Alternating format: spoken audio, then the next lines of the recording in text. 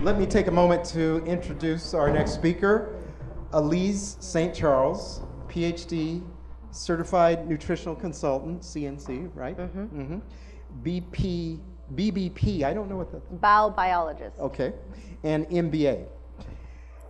Elize St. Charles has been involved in alternative and complementary health modalities for more than 30 years. With her extensive understanding of the natural healing arts, Elize has provided health care to people in all walks of life, including star athletes, executives, mothers, babies, the brain injured, and chronically ill.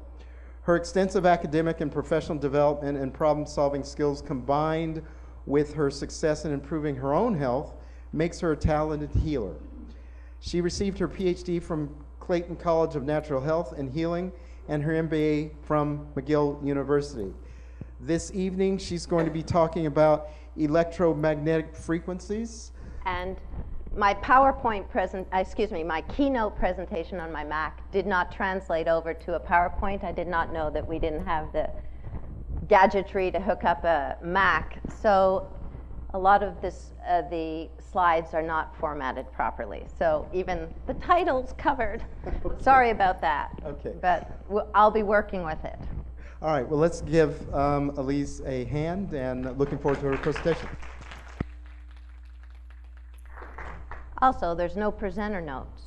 So I'm winging it. All right, we're going to talk about the electromagnetic spectrum here. And up until recently, it was thought that only the ionizing radiation component of the electromagnetic spectrum did harm. The ionizing radiation side, obviously, we know there causes cell mutation, gene damage, cancers, and so, I beg pardon? Sunburn. Sunburn, yes. And so we know to stay away from it. Although in the beginning, when we first discovered x-rays, you could x-ray your feet in a shoe store to see if your shoes fit. And that's sort of where I think we are as regards to the non-ionizing radiation. Science actually now says that the non-ionizing radiation does cause biological damage, and there are more than 6,000 peer-reviewed articles documenting that. We're just putting our heads in the sand, in particular in America. There's a lot of movement going on in other parts of the world, like there are EMF-free zones in Sweden, France, and Italy. So I'm working under the premise that we all understand that the body is an antenna, that we are electromagnetic beings. And I'm curious to know how many of you believe yourselves to be electromagnetic beings. Show of hands. More than 50%. So if you think of your brain, your eyes, your hearing, your larynx, you have to realize that we do continuously process electromagnetism. And in fact, as electromagnetic beings, we actually have to abide by the rules of physics, which include the fact that electricity flows in waves defined by frequency and wavelength, and that wherever there's a current, we have electricity in our bodies, that means there's also a magnetic field. These are just properties that are undeniable. And that all electromagnetic fields are defined by the current, and are defined by the current, excuse me. And that everything pretty much in this world, electrical devices, the sun, the earth, celestial bodies, and all biological entities. If we're a biological entity, you emit electromagnetic frequencies. And then another very important premise of the physics is that biological systems seek resonance. We seek resonance with people that vibe at our level, and we seek resonance also with appliances, electrical appliances. And I put this in here because most people, or many people, respond to, what's the big deal with the EMFs we're producing from our cell phones or from our televisions or from whatever? electrical device we don't want to give up. There's the electrical, magnetic, and radiation emitted by the Earth. And I want to address that because it's absolutely true. You see, I told you it was misformatted. The Earth is electric, and the outer core of molten rock in the center of the Earth actually produces an engine-like motion that creates a magnetic field. Oh. Okay.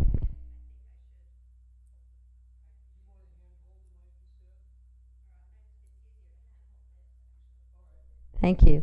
Okay, thank you very much. So indeed, the Earth does emit the electric, the magnetic, and the radiation. But these are all fields that we have gotten used to, and in fact, the charged air resulting from thunderstorms and electricity hitting the Earth is critical to life on Earth. Natural radiation, we actually receive on average 2.4 millisievert of radiation a year from radon gas, from cosmic rays, from radioactive isotopes in our body and on the Earth. So I'm not denying that this happens, except that, oh, you see, life on Earth has adapted to natural radiation, just as the sun emits electromagnetic, through all the electromagnetic spectrum, there's filtering that goes on in the atmosphere. So only the life-giving frequencies, the ones that are important to sustaining all biological life on Earth, actually get down here. And those areas where there's massive amounts of radon gas emitting, for instance, it seems that humans have always known to stay away from. This is another version of the electromagnetic spectrum, and what I want to point out here is that this is the little area that we have actually adapted to. The visible light spectrum actually only represents 3 feet if you were to consider the whole electromagnetic spectrum and it circumvents the Earth. Only 3 feet of that would be the visible spectrum to which we've adapted. And the longer the wavelength, the shorter the frequency, and vice versa. Gamma rays, X-rays are over here, and extra low frequency, very big waves are over here. But we've adapted to this one, and what we're seeing now in our environment is all sorts of frequencies that we have never been exposed to before. And that's part of the big deal.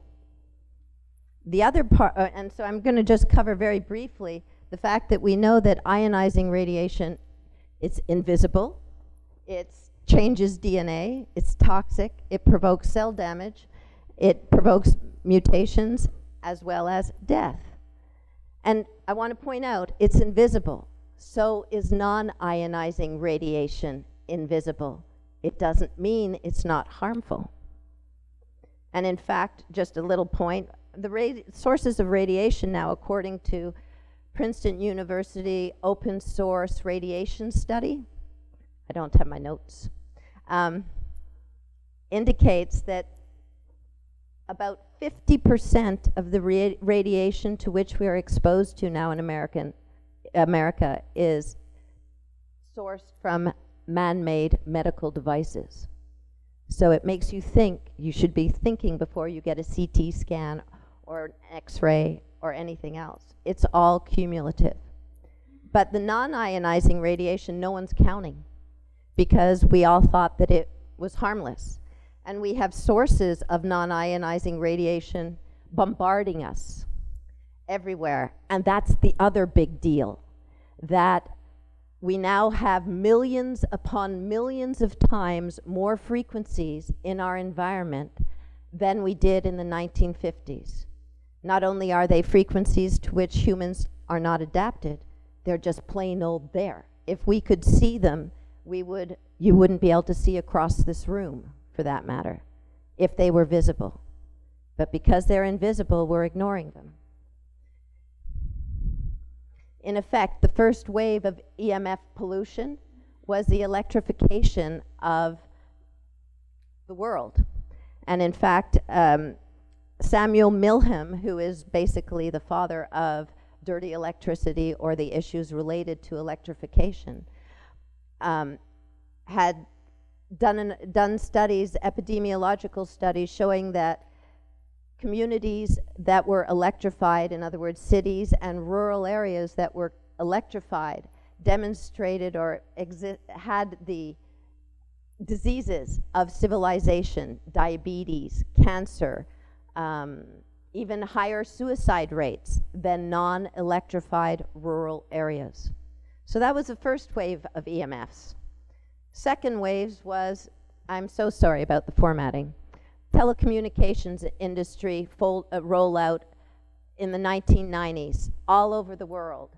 The antennas, you can find 5 million plus of them in the world, more than 250,000 in America, providing coverage to 90 to 100% of people and 90 to 100% of the areas in the United States, in effect radiating 100% of the population. This was rolled out without any studies, long-term studies, or for that, in fact, they cut their studies down. It was rolled out without any studies as regards to the health or health impacts that this might have. The 1996 Telecommunications Act actually forbade communities from protesting the installation of antennas based on health reasons. And if you think I'm exaggerating, this is at the corner of Los Gatos, Almaden, and Union. There's a cafe called the Barefoot Cafe. There are 53 towers within 4 miles of the cafe and 281 antennas. You can find out how many are near your home by going to antennasearch.com. If you think we're not being blanket irradiated, check it out. Okay? The third wave of EMF pollution is the rollout of smart meters. Again, nobody's asked us, and there have been no, well, at the time, there were no health studies done to discover if there were going to be ramifications to the population in general.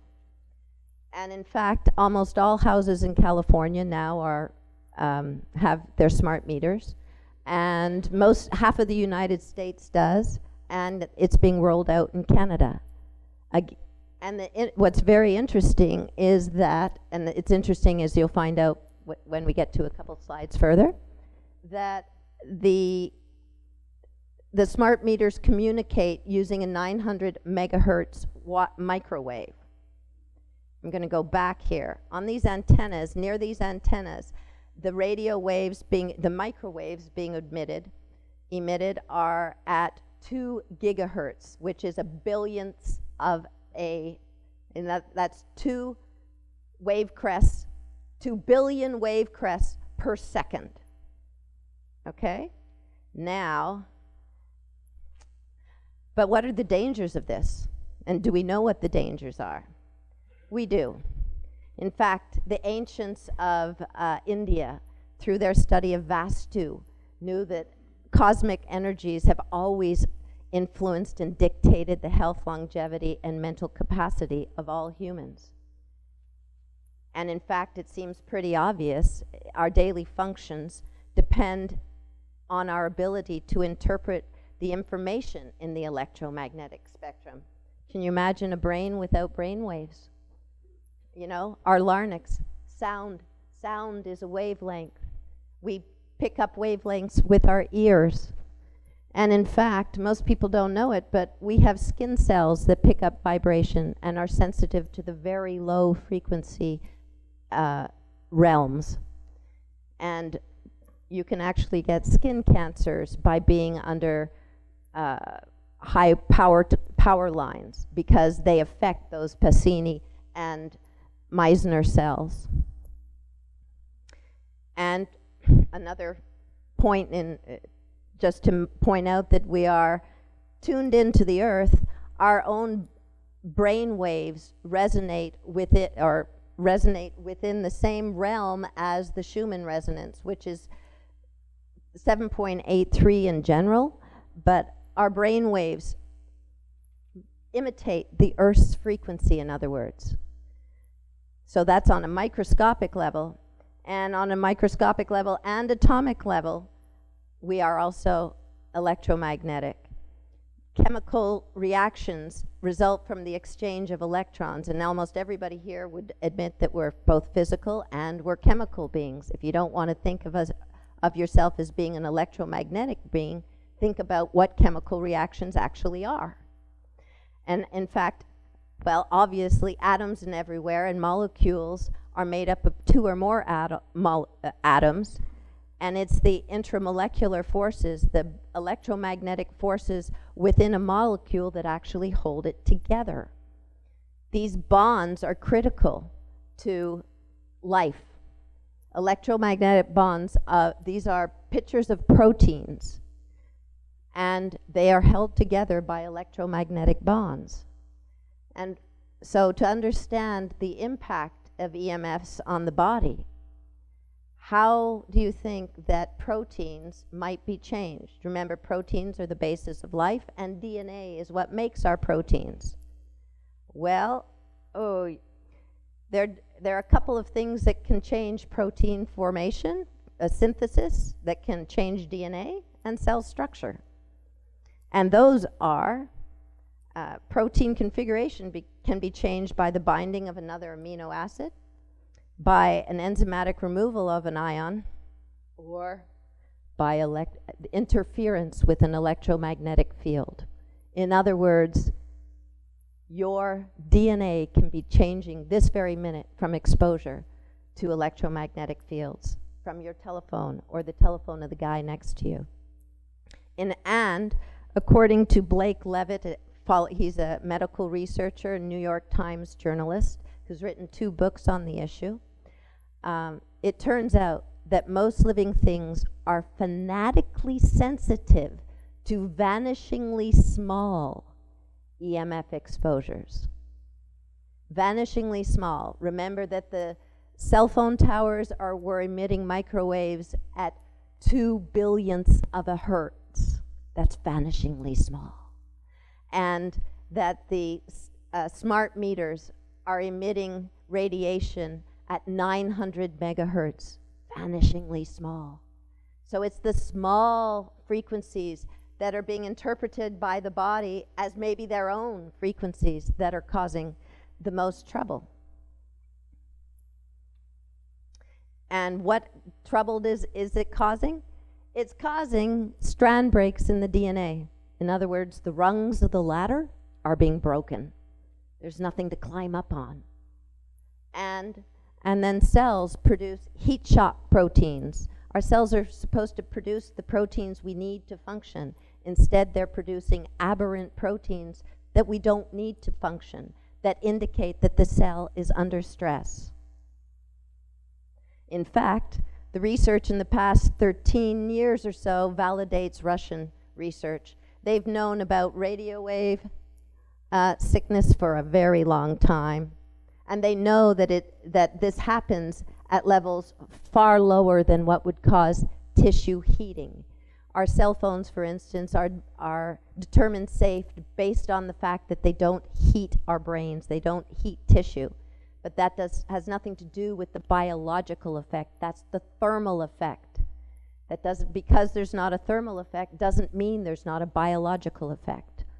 And the Russians are very familiar with radiation sickness and the symptoms caused by it. Brain fog, insomnia, maybe you don't need that sleeping pill, maybe you don't even need that melatonin. Perhaps you need to turn off the Wi-Fi and get rid of the phone by your bed. It's irradiating a 6-foot diameter approximately, most of the phones I've found. So if it's anywhere on your nightstand, well, your head is getting bombarded all night long, and what happens when the head gets bombarded or the body gets bombarded? It doesn't do its rebuilding. It doesn't do its regeneration.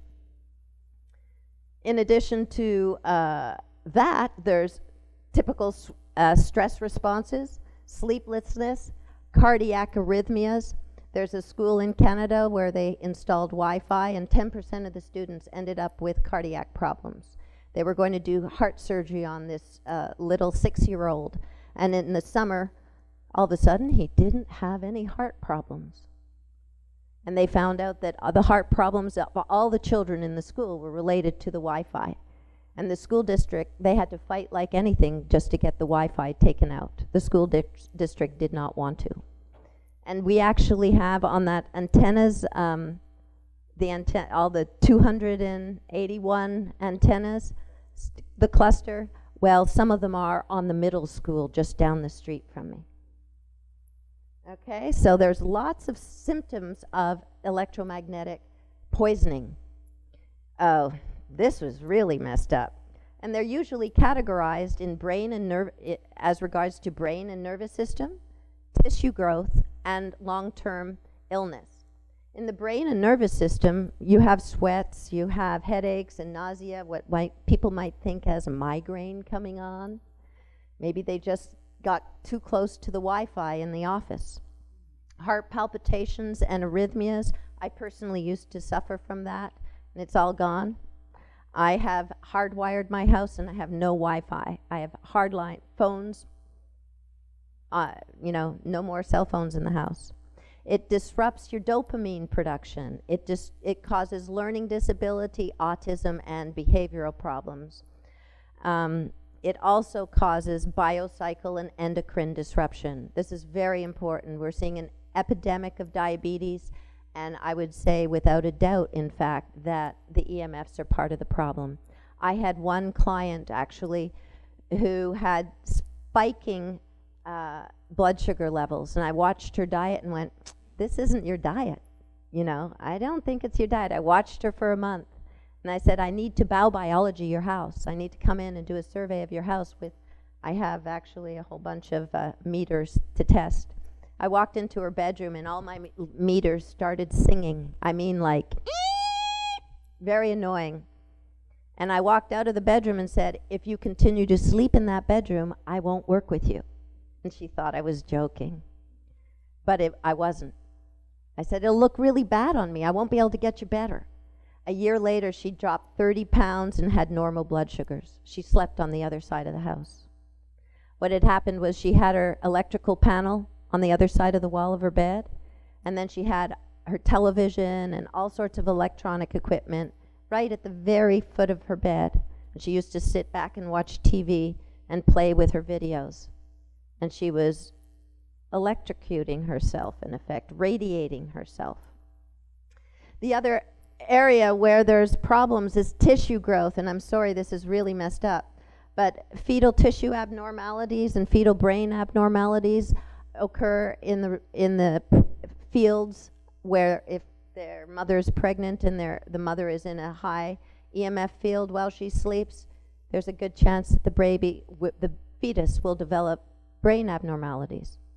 And cancer is an obvious one. We use that big C word to scare people, but really there's so much more going on than just the development of cancer. Cancers take a while, and the scientists who study this issue are truly anticipating a massive epidemic of cancer of the brain, of the salivary glands, and of acoustic neuromas.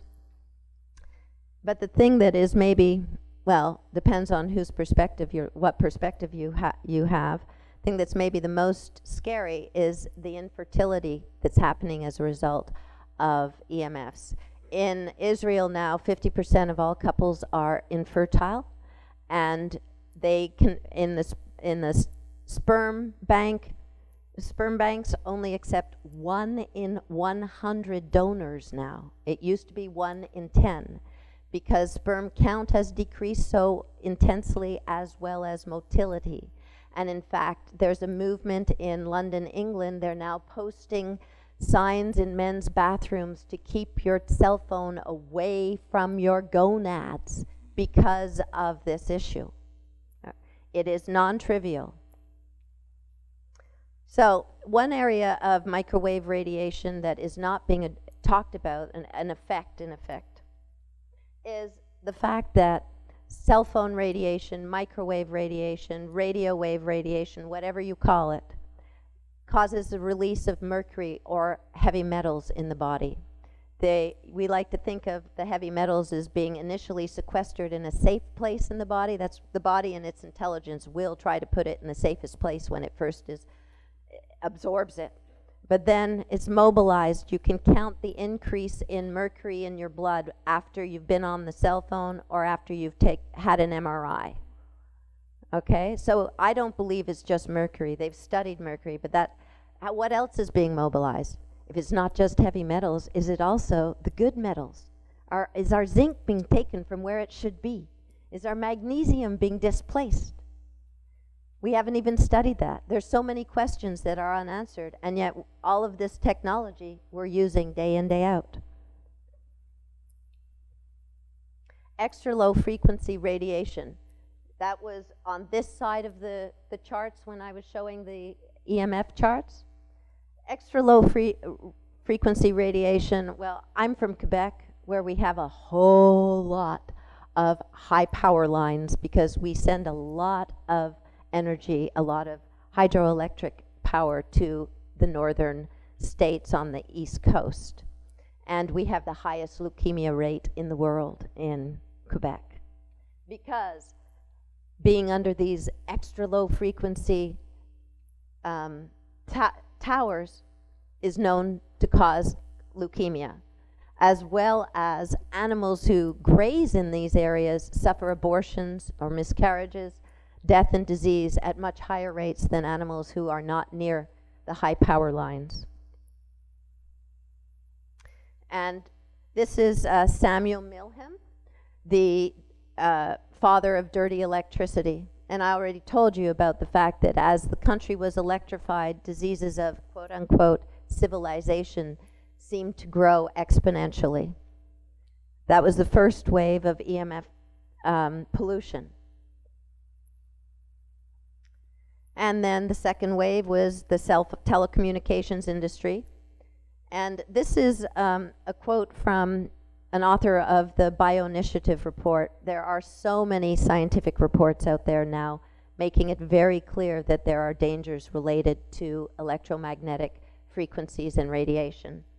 And this, in what he's saying here, this is,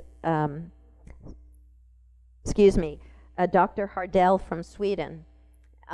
He's saying recent studies that do not report increased risk of brain tumors and acoustic neuromas have not looked at heavy users of cell phones, have done short-term studies, no long-term studies, because after 10 years it becomes obvious what cancer grows quickly.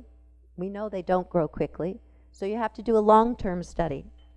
And they also didn't look in the part of the brain where the tumor would grow. So these are the industry studies. They're telling us, they're trying to assuage our fears. Don't pay attention to them because they're terribly flawed. Basically, we're in a crisis. This is the first time the whole population of the world has been in the same experiment. We have no control group left. We have no way to test what we would be doing or how we would be without EMFs now. You have Eskimos with cell phones, right? Okay. And basically, all of the researchers, the authorities, the panels, they've been convened for 10, 20 years now. And they're saying we need immediate action to reduce the guidelines for exposure of radio frequency radiation and extra low frequency fields. In other words, those high power lines. Governments need to act. But the thing is, they're not.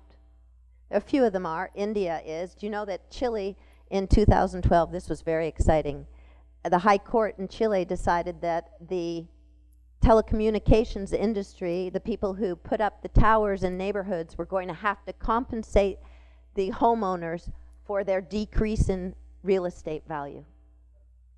So that's a start. Let's talk about money, right? Okay?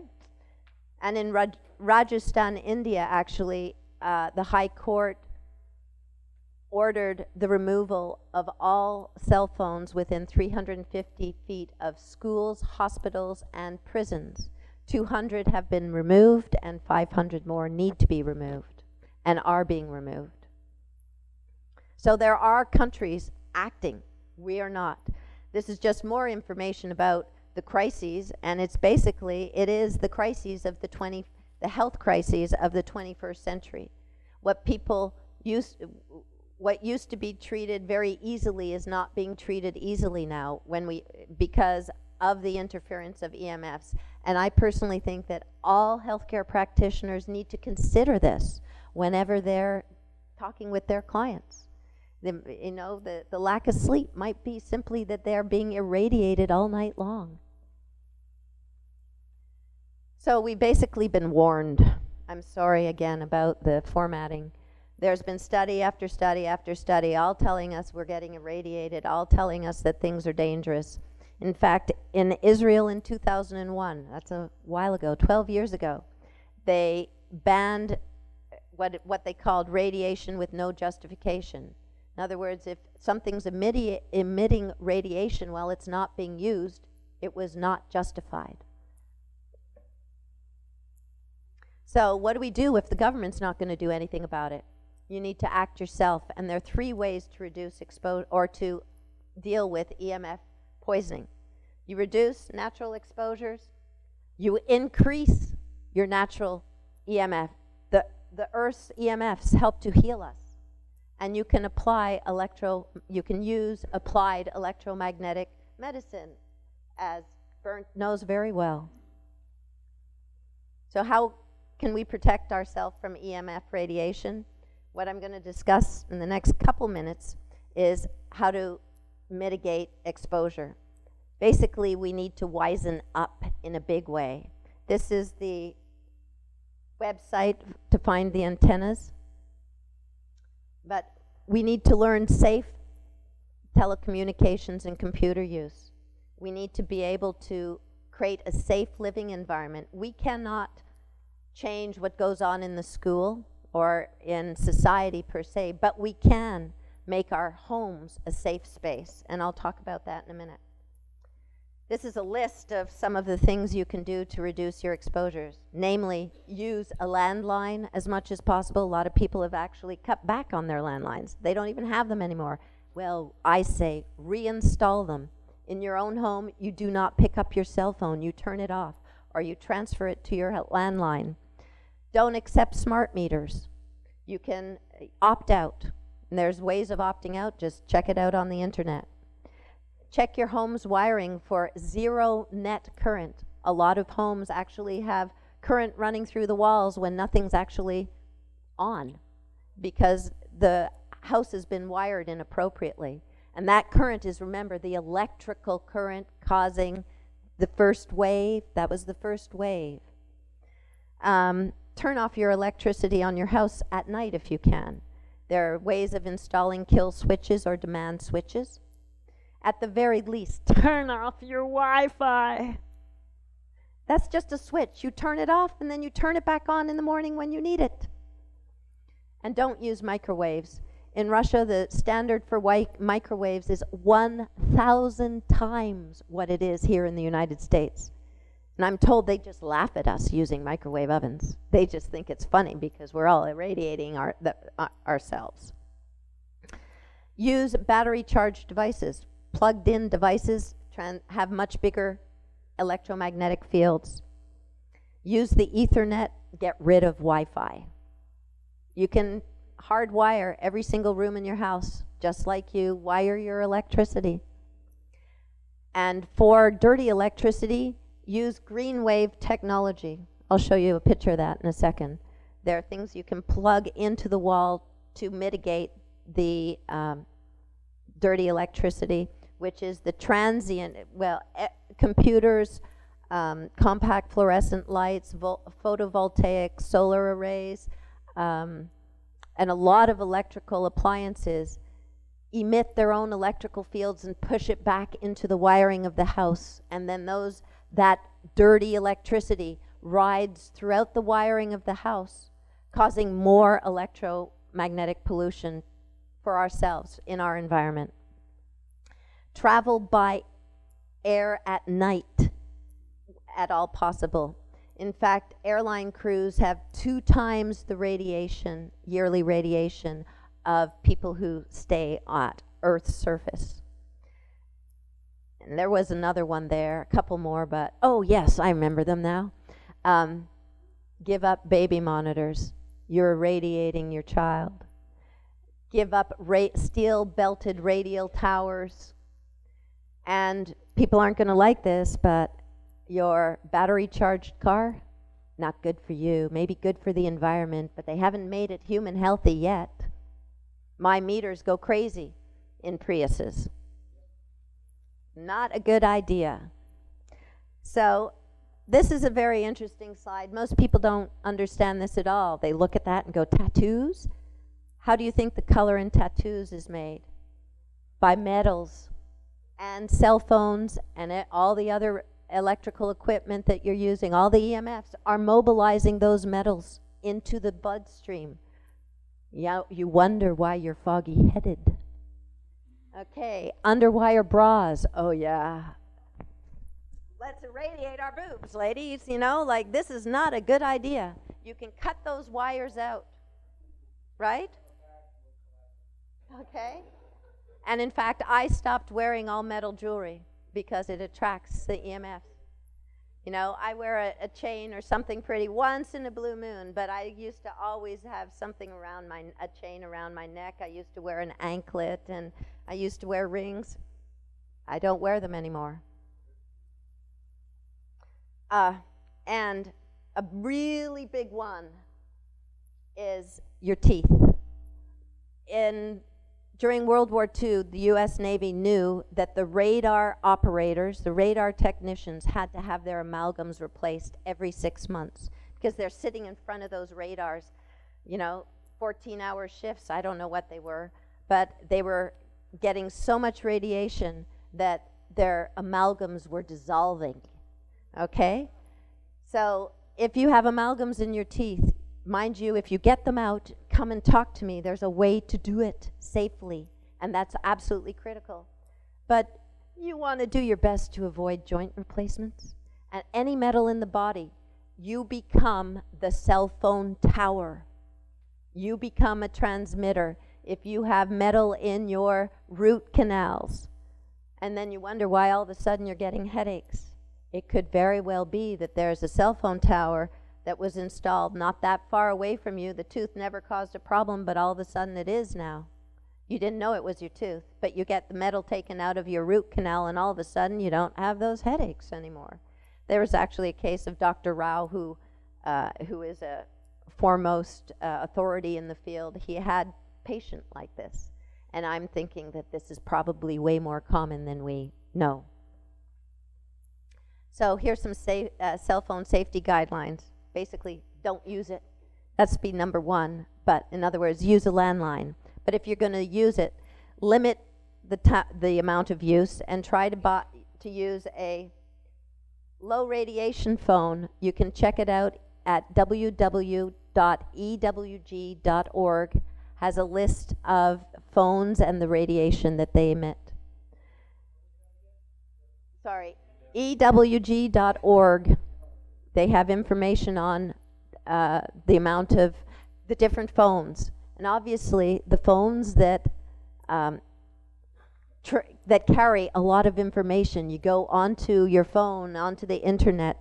If you're not using your phone, you should have your phone on airport, because you don't want your phone receiving all that information all the time. It's causing more, yes?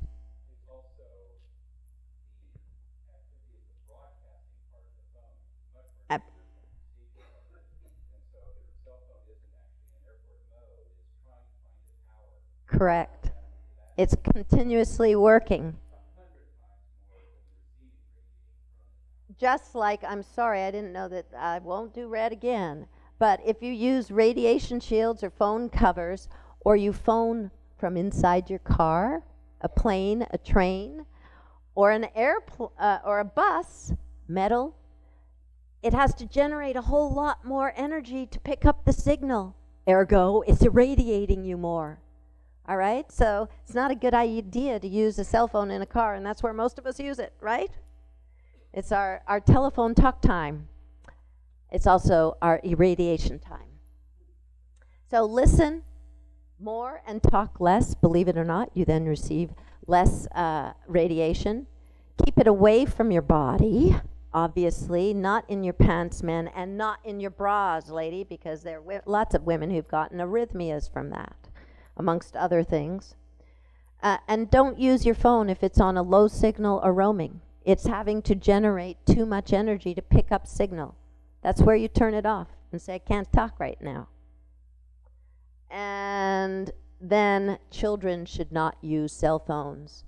They're banned in some countries. In fact, France has banned phones for toddlers because they've now designed phones with just 3 buttons for toddlers so that they can irradiate their tiny little brains. Those children's brains absorb twice the radiation of an adult. The brain, the skull is thinner. As for computer safety guidelines, never use your laptop in your lap. Okay? It's a misnomer. Always use your laptop fully charged. You can reduce your exposure to EMFs by 100 times. So you charge up your computer. When it runs out of gas, you close it down, recharge it, and walk away. Okay? You can ground yourself using earthing pads or Kruger technology. And most of us are already using flat screen monitors. If you have to plug in your computer, it's really best to plug it into a clean outlet, right? You know, at least you're not going to get the transient energy from the compact fluorescent light bulb in the other room at the same time. Use a green way. You have to have zero net current in your house. You have to make sure that the building wiring is safe. In fact, commercial buildings usually have safer wiring than residential buildings.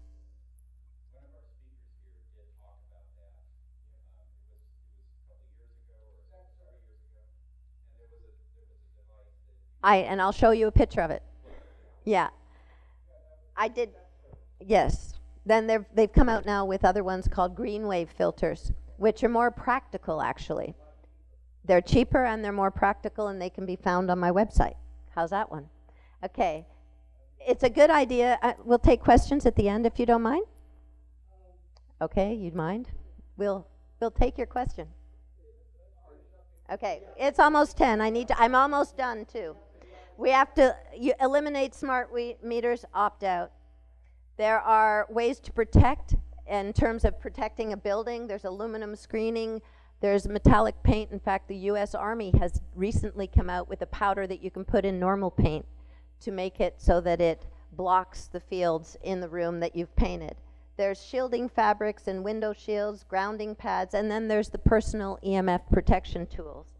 And if you'd like more information on that, actually, I have some clipboards. If you'd like more information given the time, please write down your name and email address and telephone number and whatever else you'd like to include, and I'll be in touch with you. The other big one is you need to make your home safe. You need to use health-enhancing biobiology principles to do so. It's a good idea to reduce static electricity. When there are a lot of positive ions in the air, you get really cranky. And they are synthetic materials. If you're wearing synthetic materials or if they're in your environment, they tend to hold on to positive charges. And the voltage that they can carry can go up to 300,000 volts. Okay? A good way to do this is to open the windows in your house. And if you don't want to do that, you need to get an air purifier with an ion maker. Negative ion maker. Basically, you need to discharge the static electricity in your house. You'll feel much better. These are the green wave filters. You plug them into an outlet. The green wave filters are really nice because you can also, where you plug it in, they also give you an outlet so that you don't lose the 2 outlets. The Stetzer filters, you only have one place to plug anything else in. So you now have two outlets. These can be found on my website. Obviously, natural light is always healing. We always feel good when we go out into natural light. So adding more natural light to your environment, a form of EMF, is excellent. This is the sleep sanctuary that is very critical. Our bodies are self-regenerating machines that need to do that at night, repair and rebuild. And if you're being bombarded by stimuli, that won't happen. So what you need to do is get rid of all of the electromagnetic emitting devices in your bedroom. And this is actually a screening sheet that screens the sleepers. Turn off your cell phones, turn off Wi-Fi, and use natural bedding fabrics so that you're not holding on to positive ions while you sleep. And of course, black out your room. You're supposed to be sleeping in the dark so that melatonin gets flowing. If you have night lights and other things, little, flashing lights from this electric device and that electric device in your room, you're not going to sleep as well. So, I did it with 1 minute to spare.